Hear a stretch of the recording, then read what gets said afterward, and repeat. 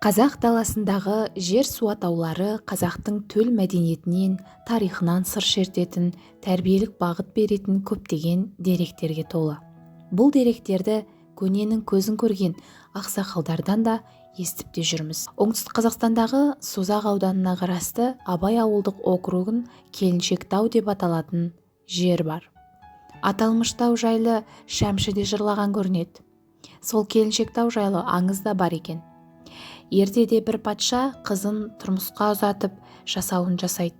Жасауы барлық нәрсенің ең құндыларынан, ең асылдарынан дайындалып, иттің табағы ғана күмістен, басқа барлық нәрселер алтыннан болған екен. Жол жарағы дайындалып, жасауы түйелерге артылып, қызын шығарып салып жатқан патша: «Қызым, менен разы шығарсың, сен үшін барымды аямай, сән-салтанатымның ең бағалысын беріп жатырмын» дегенінде қызы: «Төбетімнің ит аяғы күмістен екен» деп наразы сыңай танытқан көрінеді. Қызының тойымсыздығына ызасы келген патша: «Тас болғыр, тас бол» деп қарғаған көрінеді.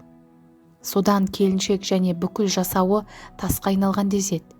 Шынында тау ортада бойшаң келген, сәукеле киген келіншек айналасында түйелер мен өркештері, жасауы тізбектелген осы көріністі көруге болады.